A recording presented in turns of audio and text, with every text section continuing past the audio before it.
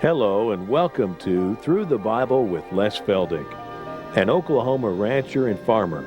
Les Feldick has been teaching homestyle Bible classes for over 20 years in Iowa, Oklahoma, and Texas. Les Feldick's unique style of Bible teaching has made the books of the Bible come to life. When Les is teaching, it's so interesting that people say time just seems to fly by. And now, here is Les Feldick. Okay, here we go. Number 4, and that'll be all for this afternoon. We can all head home.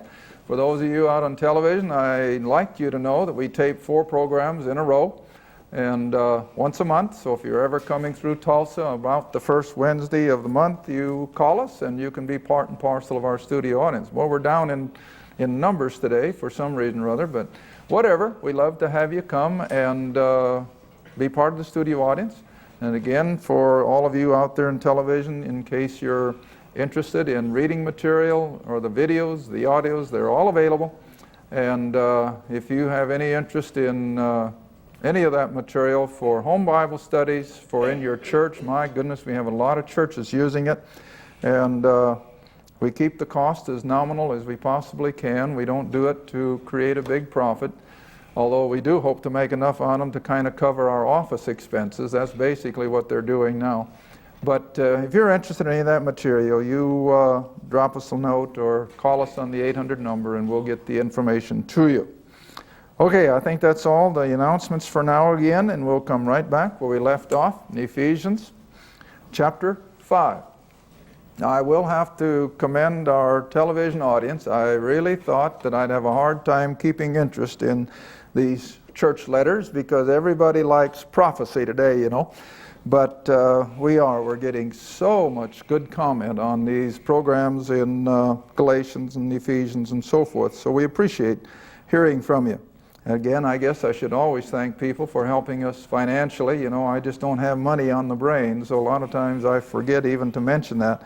But we do. We appreciate so much those of you that are so faithful in sharing your material things with us. Okay, let's go back again, if you will, to Ephesians chapter 5. And we were in verse 2, but again, let's just start with verse 1. Where we are to therefore be followers of God as dear children. And again, remember, it's just like a child who loves his parent loves his children, and this should be the relationship. Now verse 2, we're to walk in love. Love is the key. We're to walk in love, and as Christ also has loved us and has given himself for us, an offering and a sacrifice to God for a sweet-smelling savor, or today we would say with an aroma, with a sweet aroma, such as an incense, or maybe a perfume, or that which would come from flowers, sweet-smelling flowers.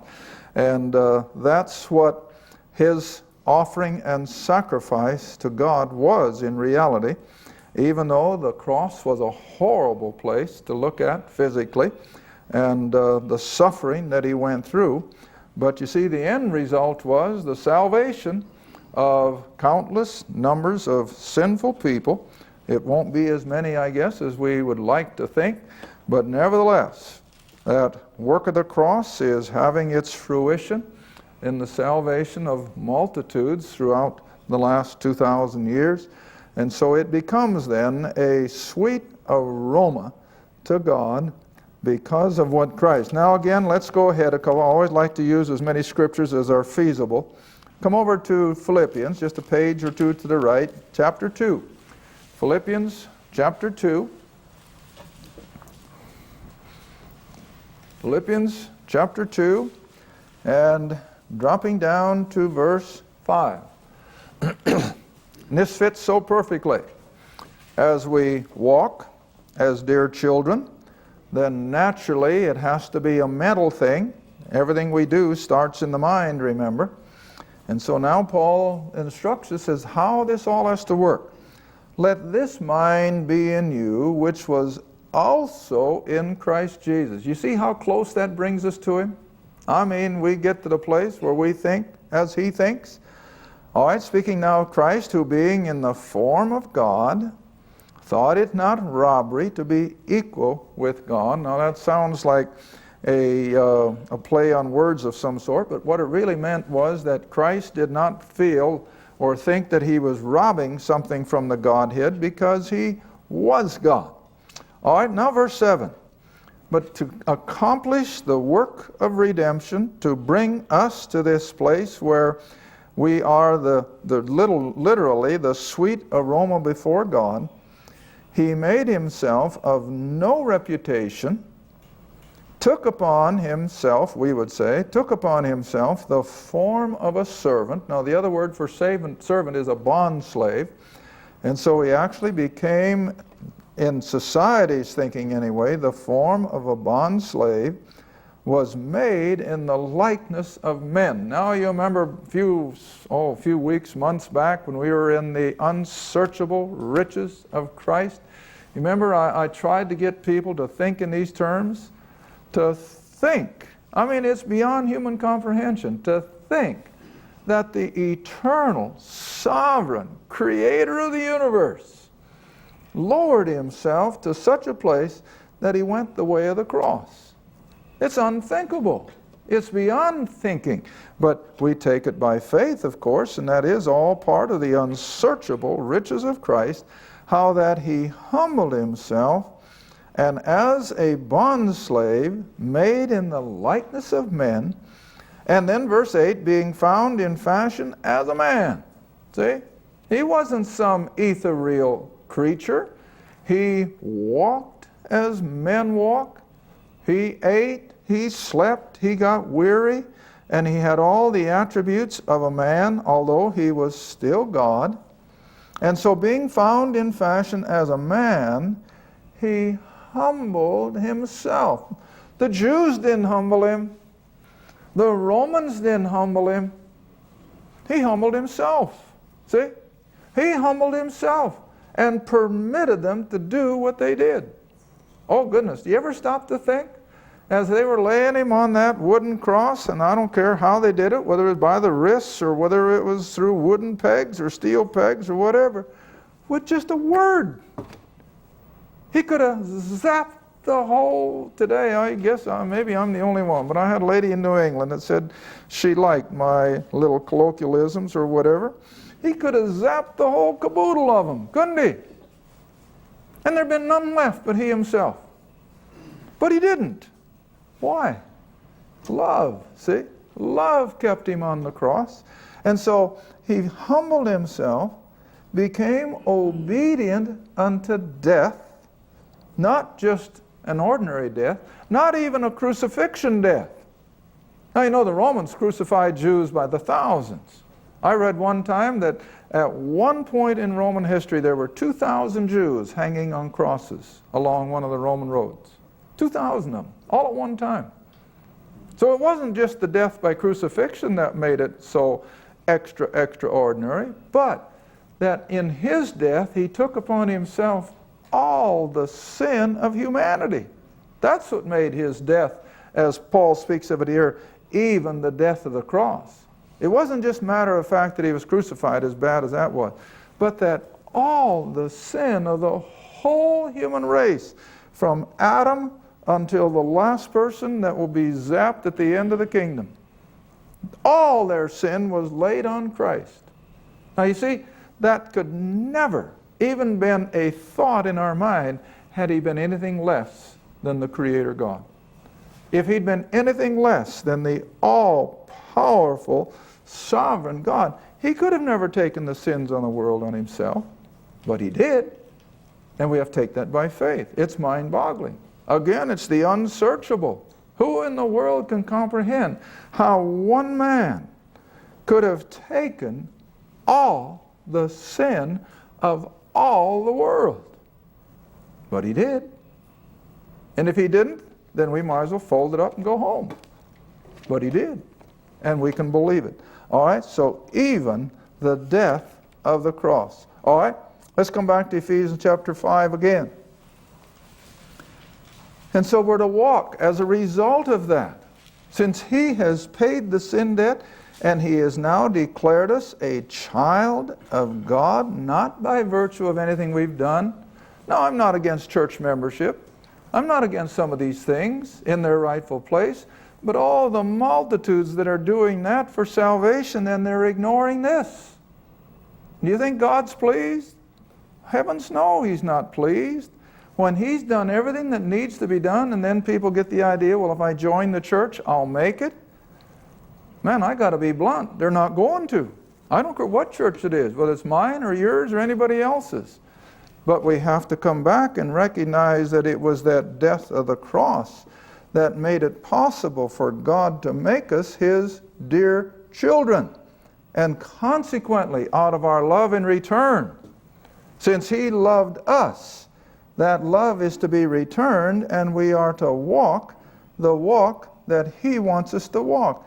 And then Paul again comes right, as he does so often, he shows us the other side of the coin. But, see, but fornication, that is sexual immorality in all of its rankest forms, and all uncleanness, covetousness, let it not be once named among you as becometh saints. Now, he doesn't go through the whole long list like he did in Ephesians 2 or he did in Galatians 4 or in Romans chapter what? Chapter 3? Oh, it's a horrible list. But he does name some of the key ones. Among there is what? Covetousness. Now that reminds me of Romans 7. Let's go back there a moment. Romans 7 again. Romans 7, where a lot of people have controversy because they can't quite figure out what Paul's talking about. Whether he's talking about a lost person, his own lost estate, or if he's talking about a believer who's had all these problems. But the one thing I want you to see here is verse 7 of Romans 7. Romans 7, verse 7. What shall we say then? Is the law sin? Is the law in itself evil? Well, God forbid. Banish such thinking. Nay, he said, I had not known sin, or my old Adamic nature, which is really what sin is in Romans, in the singular. It's that old Adamic nature. He said, I wouldn't have ever known about my old Adam, but by the law. For I had not known lust, or desire is a perfectly legitimate word. I had not known desire, except the law had said, thou shalt not what? Covet. Now, over the years, I've always taught that you realize you can hardly commit a single sin against God without coveting first. That's why Paul will constantly refer to coveting, because it is the benchmark for everything else. See? All right, now the same way back here in Ephesians. Verse 3. Sexual immorality, uncleanness, or covetousness. Desire, see? That is not good. And he says, let it not once be named among you as becometh saint. Then he goes on and lists some more. Oh my, the bag is full, isn't it? Neither filthiness, nor foolish talking, nor jesting, which are not convenient or normal, but rather use your breath to what? Give thanks. Now, I've had people come to me with this verse, and they say, you mean it's not right for us to tell a joke and have a good laugh? No, it's not what it means. Man, nobody appreciates a good laugh more than I do. Oh, there's nothing wrong with a good laugh. It's healthy. My goodness, David had all kinds of opportunity to rejoice. Paul says in Philippians to rejoice. We don't have to walk around with a long face. We don't have to walk around as though death has just been warmed over on us. No, but when it comes to foolishness and the filthy thinking of the world, no, we're not to have it because it just doesn't fit. But rather, we're to use our breath, we're to use our tongue to give thanks. Well, and again, let's turn ahead a couple pages to Philippians chapter 4. Philippians chapter 4. One of the best two verses on prayer in the whole Bible. When people today call or write about prayer, this is the first place I take them. The best verses on prayer. Philippians 4, verses 6 and 7. Philippians 4, 6 and 7. All got it? Be careful or worry about nothing. You know, you've seen these little wall plaques, haven't you? Why worry when you can pray? Well, there's more to it than meets the eye, because we do. We're not supposed to worry. We can be concerned. I think every one of us have concerns, and we have a right to have those concerns, but we're not to fret and worry, see? So he says, don't worry about anything, but in everything by prayer and supplication with what? Thanksgiving. See? It doesn't do you any good to petition God if you forget to thank Him for it in advance. Thank Him for it in advance. As you pray, as you whatever it may be. But you thank Him for it first. Because that's the criteria. See, that's the modus operandi for prayer. Make it with thanksgiving. And then let your requests be made known unto God. He isn't limiting it. It can be anything. As long as it's within godly reason, of course. But let your requests be made known unto God. And then as I teach these verses, you've heard me say it more than once. Here's our privilege.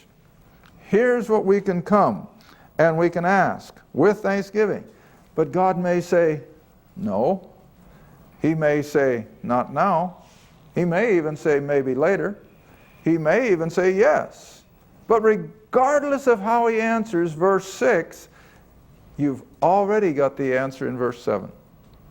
We've got the answer to our prayers in verse 7. And what is it? And that is the peace of God. See? No matter how He answers our requests, the peace of God, which passeth all understanding, shall keep our hearts and minds. See why we don't have to worry? That's why. Because the peace of God is what keeps us, and it's beyond, again, human understanding. And He will keep our hearts and minds through Christ Jesus, who is the creator of all, and He is able, and we have to trust Him for that. But I guess we're all human, and we do.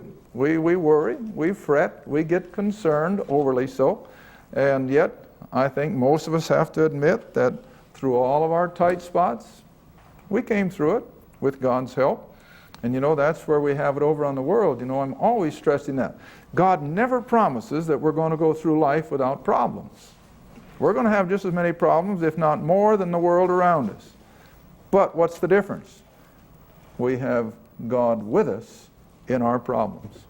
We have Him to take us through, and we can rest assured. In fact, here's another one. Go all the way back to Psalms 37. Now you see, this is David even under the law, but I can still go back and I can use it in application, and it's a beautiful couple of verses. Psalms 37, which fits right along this same thing, that the peace that passeth all understanding will keep our hearts and minds through Christ Jesus. Look what David writes. Psalms. I'm in Job. Maybe it'd help if I get in John's Psalms. 37. Okay, drop down to verse 5. My, what a promise. Commit thy way unto the Lord. Trust also in Him, and He shall bring it to pass. Maybe not in our timing, but in His. Isn't that a promise? My, I've gone through trying times, and I just about wear that verse out. But you know what it means to commit something? It means you take it and you leave it. I think I've given this example even on the program. Regardless of what you think of the post office, I think most of you go and you drop your letter in the mail slot, and do you go home and for the next week fret and worry whether it got there? No. Because as soon as you drop that letter, providing you had it stamped and all's as it should be, when you dropped that letter, what did you do? You committed it. You committed it to the Postal Service. And you don't go home and worry and lose sleep, well, I wonder if it got there. Because you're assuming that it will, and so you dropped it, you committed it, and you let it go at that. Now this is what the verse means. When you have a need, you have a problem, you have a concern, you commit it to the Lord. You take it to Him and you leave it there. You don't hang on to it. You know, if you'd hang on to that letter, it never will get in the slot. You've still got it, but you let it go. It's committed. It's on its way. All right, now the other one I like is verse 7. Rest in the Lord. You know what it means to rest? It means relax. Turn it over. Don't hang on to your problems. Rest in the Lord. And wait. What's the next word? Patiently. See, we're in a society of instant gratification. Give it to me now, Lord. I'm in a hurry. No, we have to learn to wait patiently for Him. And then David goes on to say, fret not thyself because of him who prospereth in his way, because of the man who bringeth wicked devices to pass. Boy, we see that every day, don't we? We look at the ungodly world around us and all of their prosperity and all their wealth, and we sometimes wonder, well, why? Well, don't worry about that. Those are all things that are in God's hands. But our responsibility is to commit our way unto the Lord, trust in Him, and let Him bring it to pass in His own time. Sometimes it takes a lot longer than we think. It may take years, but God will do it in His own time. All right, back to Ephesians chapter 5. Verse 5. And again he comes back to the opposite side of the coin. And if professing Christians, now I can't think that professing Christians would do this kind of lifestyle, even though they do profess themselves as Christians, but a professing Christian better read some of these things, because we're living in a society where these things are almost the norm. For this you know, that no whoremonger, nor an unclean person, nor a covetous man who is an idolater. See, there's that word covet again. These kind of people have no inheritance in the kingdom of Christ and of God. Well, that's plain language, isn't it? How can people say, well, don't you think the grace of God will be sufficient? No, I don't think so. Because my Bible says they will not be in the kingdom of Christ and of God. In fact, turn back with me to the right to Colossians again. Colossians chapter 1. Verse 13. Colossians 1, verse 13. Now these are all the same words that Paul is using throughout his letters. Colossians 1, verse 12 and 13. Colossians 1, verse 12. Giving thanks unto the Father, who hath made us meet, or has prepared us to be partakers of the inheritance, there's that same term again, of the saints in light, who, speaking of the Father, has delivered us from the power of darkness, where all these things he's been talking about take place constantly, and he has delivered us from that power and has, past tense, translated us into the kingdom of his dear Son. All right, now come back and compare that with Ephesians 5. That these people, whoremongers, unclean, covetous, idolaters, they do not have the inheritance that Colossians spoke of in the kingdom of Christ. No way. I don't care how they shake it out. They will not be there. All right, now then verse 6. Let no man deceive you with vain words. Now, I'm not going to have enough time for this verse. I can see it already. Let no man deceive you with vain words, for because of these things cometh the wrath of God upon the children of disobedience. Now remember, God is not pouring out His wrath today, where the whole world is under grace, but His wrath is coming. His wrath is coming. But before we go back and look at that in Psalms, turn with me to 2 Timothy. 2 Timothy chapter 2. 2 Timothy chapter 2, verse 16 and 23 both. Now here again, within a matter of a few pages in your New Testament, You've got it 3 times, and there's probably others that I haven't even found. There are 3 times where we are to look out for deceitful, false teaching. And it's abounding. My goodness, like I told my people in Indiana the other day, you ought to hear some of our phone calls on Monday morning. Why on Monday? Because they heard it the day before. And it's just ridiculous, see? All right, verse 16 of 2 Timothy 2. But shun, turn your back on profane and vain, what? Babblings. Oh, I wish I had more time. Whenever I see the word babbling, you remember back in the book of Acts when Paul came down to Athens and the big wheel, the intellectual philosophers called what he said what? Babbling. Let's hear what this old babbler has to say. But you know, a few years ago, Iris and I were on Mars Hill, and you know, I couldn't help but smile inwardly as well as outwardly. Here on that big stone on the way up to Mars Hill is a beautiful, have you seen it, Rocky? Have you been up there? Is this beautiful bronze plaque. Not to Socrates, not to Plato, not to Homer, but to whom? The Apostle Paul. So all the babblers have long been forgotten, but the Greek government or whoever did it put a huge bronze black plaque to honor the Apostle Paul. So he wasn't the babbler, they were. Well, anyway, we're to shun profane and vain babblings, for they will increase the more to what? Ungodliness. It's not going to bring you into godliness. All right, then I'm going to skip all the verses in between and come down to verse 23. Along that same line of thinking, but foolish and unlearned or unintelligent questions avoid, knowing that they do gender strife. In other words, don't ask foolish questions. In fact, over and over, we'll have to stop now anyhow, time's gone. I've told people umpteen times when they have a question, I say, no, okay, but don't ask me who's the 3rd son of the 2nd wife of King so-and-so back in the Old Testament.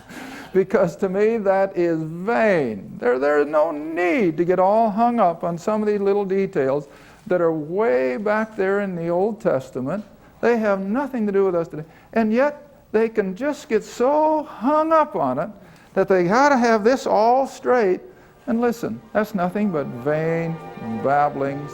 And the whole thing is to get down to what does Paul really teach. Thank you for watching Through the Bible with Les Feldick, a weekly Bible study.